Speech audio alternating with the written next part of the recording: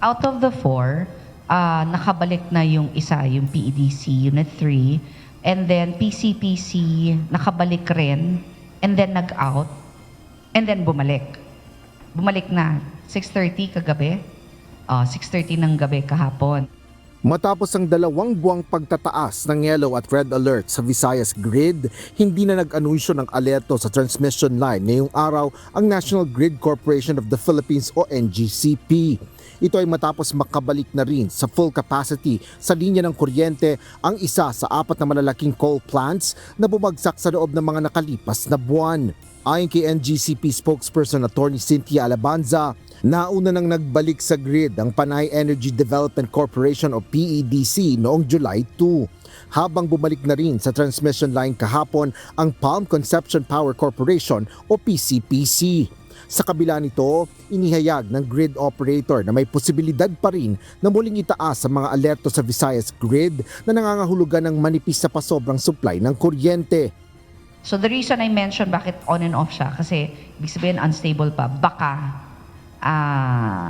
hindi natin alam, baka sana hindi na mag-out ulit, pero may posibilidad, no, if they're unstable. Paliwanag ng NGCP, nang bumalik ang mga bumagsak na planta sa transmission line ay nawala rin ng problema o mga alerto sa Visayas Grid. Hudyat aniya ito na unstable o hindi matatag ang supply ng kuryente sa Visayas Grid mula sa mga generation company. Wala anyang kinalaman dito ang grid operator at wala nila silang magagawa sa pagtaas ng mga alerto sa Visayas Grid. Alam nyo naman na especially for this year, the primary driver of the red and yellow alerts have been generation issues. So, and you also know na ang NGCP, wala kaming kinalaman sa generation. So, kung nangyari man yung yellow alert na yon pagkatapos i-anunsyo ng Department of Energy na wala ng alerts, it's very unfortunate, pero yan naman ay isang hudyat na talagang napaka-volatile ng sitwasyon.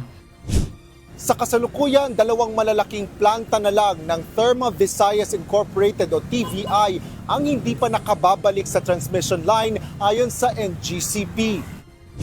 For the remaining 2 units, TVI 1 and 2, I think their indicated schedule, communicated schedule is still August. Asher Kadapan Jr., UNTV News and Rescue. Diyos ang aming sandigan, serbisyo publiko ang aming pinahahalagahan.